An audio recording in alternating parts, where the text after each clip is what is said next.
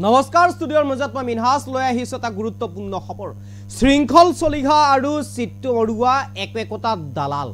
জাতীয় সংগঠনৰ একোটা দালাল টেক্স কালেক্টৰ এওঁলোক দুইগৰাকী আৰু এনেদৰে মন্তব্য কৰিছে অসম সংখ্যালঘু সংগ্ৰাম পৰিষদৰ নেতা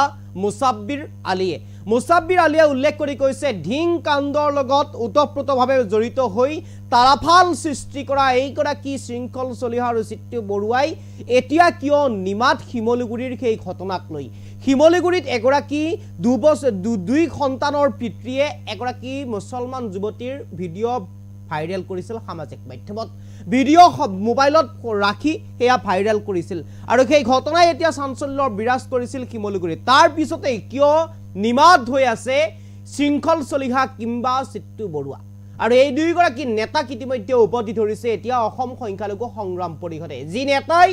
প্ৰত্যেকটো কথাতেই মাত মাতি আহিছে যি নেতাই সেই জঘন্য ঘটনাৰ বিৰোধিতা কৰি আহিছে সেয়া ইছলাম ধৰ্মাৱলম্বী লোকসকলৰ লগতেই হওক অথবা হিন্দু ধৰ্মাৱলম্বী লোকসকলৰ লগতেই হওক একমাত্ৰ জঘন্য ঘটনাক একপক্ষীয়ভাৱে তেওঁলোকে বিৰোধিতা কৰি অহা সেইগৰাকী শৃংখল চলিহা কিংবা চিট্টু বৰুৱা আজি তেওঁলোকক ক'ত লুকাই আছে তেওঁলোক কিয় আজি শিমলুগুৰি ঘটনাক লৈ তেওঁলোকে মাত মাতা নাই কিয় তেওঁলোক আজি নিমাত হৈ আছে আৰু এনেদৰে প্ৰশ্ন উত্থাপন কৰিছে অসম সংখ্যালঘু সংগ্ৰাম পৰিষদৰ নেতা মুছাব্বিৰ আলীয়ে লগতে উল্লেখ কৰি কৈছে শৃংখল চলিহাৰ লগতে জাতীয় সংগঠনৰ নেতা টেক্স কালেক্টৰ তাক বাহিৰে তেওঁলোক বেলেগ একো নহয় লৈ আহিছো কবিকে এটা গুৰুত্বপূৰ্ণ খবৰ শৃংখল চলিহা আৰু চিট্টু বৰুৱা একোটা দালাল শৃংখল চলিহা চিট্টু বৰুৱা জাতিৰ নামত দালালি কৰা টেক্স কালেক্টৰ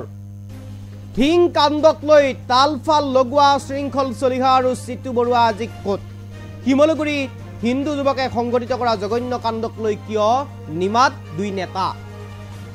মুছলমান কিশোৰীৰ ভিডিঅ' ভাইৰেল কৰা হিন্দু যুৱকৰ বিৰুদ্ধে কিয় ওলাই অহা নাই শৃংখল চলিহা আৰু চিট্টু বৰা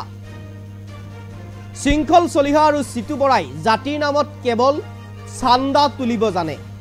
শৃংখল চলিহা আৰু চিট্টু বৰাৰ বিৰুদ্ধে গৰজিল সদৌ অসম সংখ্যালঘু সংগ্ৰাম পৰিষদৰ নেতা মুছাব্বিৰ আলী আহমেদ আৰু এই মুহূৰ্তত সবিশেষ লৈ আহিবৰ কাৰণে চেষ্টা কৰিছোঁ যিহেতুকে এগৰাকী মুছলমান কিশোৰীৰ অশ্লীল ভিডিঅ' ভাইৰেল কৰিছিল দুই সন্তানৰ পিতৃ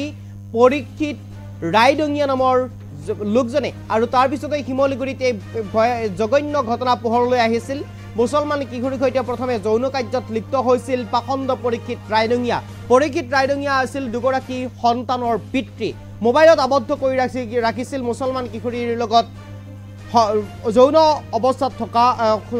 যি যৌন কাণ্ড সংঘটিত কৰিছিল বা যি যৌন কাৰ্যত লিপ্ত হৈছিল সেই ভিডিঅ' আবদ্ধ কৰি ৰাখিছিল মোবাইলত তাৰ পিছতে ভাইৰেল কৰিছিল সামাজিক মাধ্যমত আৰু দুগৰাকী সন্তানৰ পিতৃয়ে এনে কাৰ্যত এতিয়া শিমলুগুৰিত চাঞ্চল্যৰ সৃষ্টি হৈছিল আৰু সমগ্ৰ ঘটনাক কেন্দ্ৰ কৰি ভুক্তভোগী কিশোৰী কাষ চাপিছিল আৰক্ষীৰ কাষ চাপাৰ পিছতেই এক প্ৰকাৰ চাঞ্চল্যৰ সৃষ্টি হৈছিল আৰু তাৰ পিছতে এতিয়া মন্তব্য কৰিছে অসম সংখ্যালঘু সংগ্ৰাম পৰিষদৰ নেতা মুছাব্বিৰ আলী আহমেদে কৈছে শৃংখল চলিহা আৰু চিট্টু বৰুৱা একোটা জাতিৰ দালাল শৃংখল চলিহা চিট্টু বৰুৱা জাতিৰ নামত দালালি কৰা টেক্স কালেক্টৰ বুলি উল্লেখ কৰিছে ঢিং কাণ্ডক লৈ তালফাল লগোৱা শৃংখল চলিহা চিট্টু বৰুৱা আজি নিমাত এনেধৰণৰ ঘটনা সংঘটিত হৈছে জঘন্য কাণ্ড সংঘটিত হৈছে শিমলুগুৰিত দুগৰাকী সন্তানৰ পিতৃয়ে এগৰাকী মুছলমান ধৰ্মাৱলম্বী কিশোৰীৰ লগত যৌন কাৰ্যত লিপ্ত হৈছিল তাৰ পিছতে মোবাইলত আবদ্ধ কৰি ৰাখিছিল ভিডিঅ' আৰু লগে লগেই সামাজিক মাধ্যমত ভাইৰেল কৰিছিল সেই ভিডিঅ' তাৰ পিছতে এক প্ৰকাৰ চাঞ্চল্যৰ সৃষ্টি হৈছিল কিশোৰীগৰাকী আৰক্ষীৰ কাষ চাপিছিল আৰু সেই ঘটনাৰ পিছত কিন্তু নিমাত হৈ আছে জাতীয় দল সংগঠন এই ঘটনাৰ পিছত কিন্তু নিমাওমা পৰিৱেশ সৃষ্টি কৰিছে এয়া শৃংখল চলিহা আৰু চিট্টু বৰুৱাই আজি তাৰিখলৈ মাত মতা পৰিলক্ষিত হোৱা নাই যাৰ বাবে অসম সংখ্যালঘু সংগ্ৰাম পৰিষদৰ ফালৰ পৰা উল্লেখ কৰা হৈছে শৃংখল চলিহা আৰু চিট্টু বৰুৱা এক প্ৰকাৰ জাতিৰ দালাল যিয়ে জাতিৰ নামত চান্দা তুলিব জানে যিয়ে জাতিৰ নামত চান্দা সংগ্ৰহ কৰে আৰু এনেদৰে এতিয়া মন্তব্য কৰিছে শৃংখল চলিহা আৰু চিট্টু বৰুৱাৰ বিৰুদ্ধে এই মুহূৰ্তত মন্তব্য আছে মুছাব্বিৰ আলী আহমেদৰ আমি শুনাব বিচাৰিছোঁ কি কয় কওকচোন না চাওক যে আমি পূৰ্বৰ পৰা কৈ আহিছিলোঁ যে অপৰাধীৰ কোনো ধৰ্ম নাই কিন্তু দেখা গ'ল ঢিঙৰ যিটো নাৰকীয় কাণ্ড অভিযুক্তসকলক লৈ পেলাই তিনিজন অভিযুক্তৰ নাম আছিলে মুছলমান দেখি পেলাই যে তথাকথিত যিসকল ভণ্ড নেতা টেক্স কালেক্ট কৰা নেতা চিট্টু বৰুৱা শৃংখল চলিহা এইসকল ব্যক্তিয়ে গোটেই অসমখনৰ মাজত এটা অপ্ৰীতিকৰ পৰিৱেশ সৃষ্টি কৰিছিল আৰু আমি সংখ্যালঘু আমি মানুহবোৰ আমি সদায় কৈ আহিছিলোঁ যে কোনো পৰ্যায়ে এইসকল ব্যক্তি যিসকল নেকি বেয়া কৰ্ম কৰে তেওঁলোকৰ কোনো ধৰ্ম নাই, তেওঁলোকৰ কোনো জাত নাই, কিন্তু দেখা গ'ল তাৰ পিছতো সমগ্ৰ অসমৰ মাজত যি ধৰণে আপোনাৰ ইছ্যু ক্ৰিয়েট কৰিছে, হিন্দু মুছলমান মিয়া অসমীয়া তেওঁলোকে কৰি কৰি অসমখনক ভাগ ভাগ কৰাৰ চেষ্টা কৰিছে। আজি উজনি নামনিৰ মাজত মিয়া খেদা আন্দোলন তেওঁলোকে কৰিছে। আজি আমি কওঁ এই পৰীক্ষিত ৰায়ডিঙীয়া নামৰ এইজন লম্পট এজন হিন্দু ব্যক্তি আজি যি ধৰণৰ অপকৰ্ম কৰিছে, মুছলমান এজনী কিশোৰীৰ লগত বেয়া কাম কৰি পেলাই ভিডিঅ' কৰি এইটো ভাইৰেল কৰিছে। আজি ক'ত ভণ্ড নেতাসকল, ক'ত মাৰোৱাৰ পৰা টেক্স কালেক্ট কৰি পেলাই বিহাৰীৰ পৰা টেক্স কালেক্ট কৰি পেলাই খোৱা এইসকল ব্যক্তি ক'ত? তেওঁলোকে কিয় আজি মাত নাইকিয়া? তেওঁলোক কিয় নিয়মাত হৈ আছে? মই এটা কথা স্পষ্টকৈ কৈছোঁ, এই অকল ভণ্ড নেতা, চান্দা কালেকশ্যন কৰি পেলাই খোৱা নেতা, তেওঁলোকৰ কোনো কাম নাই। না তেওঁলোকে ভালকৈ হাল বাব পাৰে, না তেওঁলোকে বিজনেছ কৰিব পাৰে, না কাৰোবাৰ ঘৰত কাম কৰিব পাৰে। তেওঁলোকে কেৱল আৰু কেৱল চান্দাৰ ধান্দা কৰি পেলাই মানুহখিনিক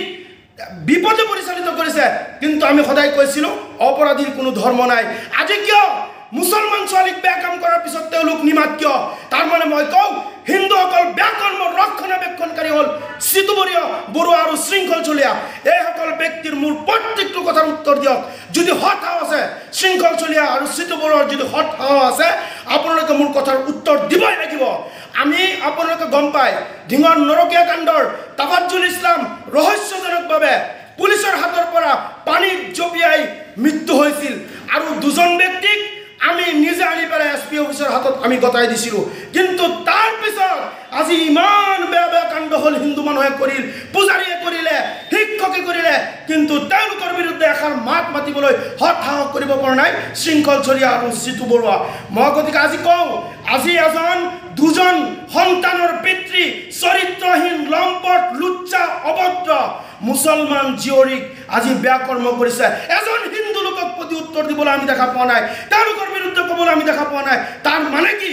মুছলমান মিয়া মানুহে অপৰাধ কৰিলে অপৰাধ আৰু হিন্দু মানুহে কৰিলে অপৰাধ নহয়। মই সকীয়াই দিছোঁ আৰু যদি পৰৱৰ্তী সময়ত যদি কোনো মিয়া অসমীয়া কৰি যদি অপৰাধীক আপোনালোকৰ অপৰাধীৰ দৃষ্টিৰে নাচাই ধৰ্মীয় দৃষ্টিৰে চাই তেনেহ'লে কিন্তু আপোনালোকৰ খবৰ আছে। মই চিধাকৈ কৈ দিছোঁ, আজি কৈছোঁ মই প্ৰত্যেকজন ব্যক্তিৰ পৰা যিসকল হিন্দু মানুহে আপোনাৰ মুছলমান হিন্দু কৰি কৰি আপোনালোকে ঢিংকাণ্ডক ধৰ্মীয় ৰসন সানিছে, তেওঁলোক এষাৰ মাত কিয় দিয়া নাই? আপোনালোকক মাতিবই লাগিব,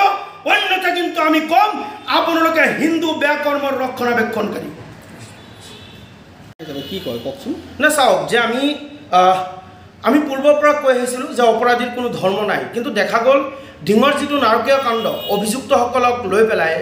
তিনিজন অভিযুক্তৰ নাম আছিলে মুছলমান দেখি পেলাই যে তথাকথিত যিসকল ভণ্ড নেতা, টেক্স কালেক্ট কৰা নেতা, চিতু বৰুৱা, শৃংখল চলিয়া, এইসকল ব্যক্তিয়ে গোটেই অসমখনৰ মাজত এটা অপ্ৰীতিকৰ পৰিৱেশ সৃষ্টি কৰিছিল আৰু আমি সংখ্যালঘু আমি মানুহবোৰ আমি সদায় কৈ আহিছিলোঁ যে কোনো পৰ্যায়ে এইসকল ব্যক্তি যিসকল নেকি বেয়া কৰ্ম কৰে তেওঁলোকৰ কোনো ধৰ্ম নাই, তেওঁলোকৰ কোনো জাত নাই, কিন্তু দেখা গ'ল তাৰ পিছতো সমগ্ৰ অসমৰ মাজত যি ধৰণে আপোনাৰ ইছ্যু ক্ৰিয়েট কৰিছে, হিন্দু মুছলমান মিয়া অসমীয়া তেওঁলোকে কৰি কৰি অসমখনক ভাগ ভাগ কৰাৰ চেষ্টা কৰিছে। আজি উজনি নামনিৰ মাজত মিয়া খেদা আন্দোলন তেওঁলোকে কৰিছে। আজি আমি কওঁ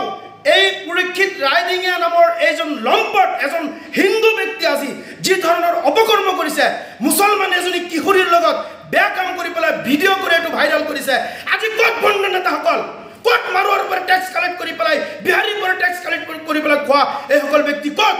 তেওঁলোকে কিয় আজি মাত নাইকিয়া? তেওঁলোক কিয় নিয়মাত হৈ আছে? মই এটা কথা স্পষ্টকৈ কৈছোঁ, এই অকল ভণ্ড নেতা, চান্দা কালেকশ্যন কৰি পেলাই খোৱা নেতা, তেওঁলোকৰ কোনো কাম নাই। না তেওঁলোকে ভালকৈ হাল বাব পাৰে, না তেওঁলোকে বিজনেছ কৰিব পাৰে, না কাৰোবাৰ ঘৰত কাম কৰিব পাৰে। তেওঁলোকে কেৱল আৰু কেৱল চান্দাৰ ধান্দা কৰি পেলাই মানুহখিনিক বিপদে পৰিচালিত কৰিছে। কিন্তু আমি সদায় কৈছিলোঁ অপৰাধীৰ কোনো ধৰ্ম নাই। আজি কিয় মুছলমান ছোৱালীক বেয়া কাম কৰাৰ পিছত তেওঁলোক নিমাত কিয়? তাৰমানে মই কওঁ হিন্দুসকল বেয়া কৰ্মৰ ৰক্ষণাবেক্ষণকাৰী হ'ল চিতুবৰীয় বৰুৱা আৰু শৃংখল চলিয়া। এইসকল ব্যক্তিৰ মোৰ প্ৰত্যেকটো কথাৰ উত্তৰ দিয়ক। যদি সৎ সাহ আছে শৃংখল চলিয়া আৰু চিতু বৰুৱাৰ যদি সৎ সাহ আছে আপোনালোকে মোৰ কথাৰ উত্তৰ দিবই লাগিব। আমি আপোনালোকে গম পায় ঢিঙৰ নৰকীয়া কাণ্ডৰ তাফাজ্জুল ইছলাম ৰহস্যজনকভাৱে পুলিচৰ হাতৰ পৰা পানীত জঁপিয়াই মৃত্যু হৈছিল আৰু দুজন ব্যক্তিক আমি নিজে আনি পেলাই SP অফিচৰ হাতত আমি গতাই দিছিলোঁ কিন্তু তাৰ পিছত আজি ইমান বেয়া বেয়া কাণ্ড হ'ল হিন্দু মানুহে কৰিল পূজাৰীয়ে কৰিলে শিক্ষকে কৰিলে কিন্তু তেওঁলোকৰ বিৰুদ্ধে এষাৰ মাত মাতিবলৈ সাহস কৰিব পৰা নাই শৃংখল চলিহা আৰু জিতু বৰুৱা মই গতিকে আজি কওঁ আজি এজন দুজন সন্তানৰ পিতৃ চৰিত্ৰহীন লম্পট লুচ্চা অভদ্ৰ মুছলমান জীয়ৰীক আজি বেয়া কৰ্ম কৰিছে এজন হিন্দু লোকক প্ৰতি উত্তৰ দিবলৈ আমি দেখা পোৱা নাই তেওঁলোকৰ বিৰুদ্ধে ক'বলৈ আমি দেখা পোৱা নাই তাৰ মানে কি মুছলমান মিয়া মানুহে অপৰাধ কৰিলে অপৰাধ আৰু হিন্দু মানুহে কৰিলে অপৰাধ নহয় মই হকিয়াই দিছোঁ আৰু যদি পৰৱৰ্তী সময়ত যদি কোনো মিয়া অসমীয়া কৰি যদি অপৰাধীক আপোনালোকৰ অপৰাধীৰ দৃষ্টিৰে নাচাই ধৰ্মীয় দৃষ্টিৰে চাই তেনেহ'লে কিন্তু আপোনালোকৰ খবৰ আছে মই চিধাকৈ কৈ দিছোঁ আজি কৈছোঁ মই প্ৰত্যেকজন ব্যক্তিৰ পৰা যিসকল হিন্দু মানুহে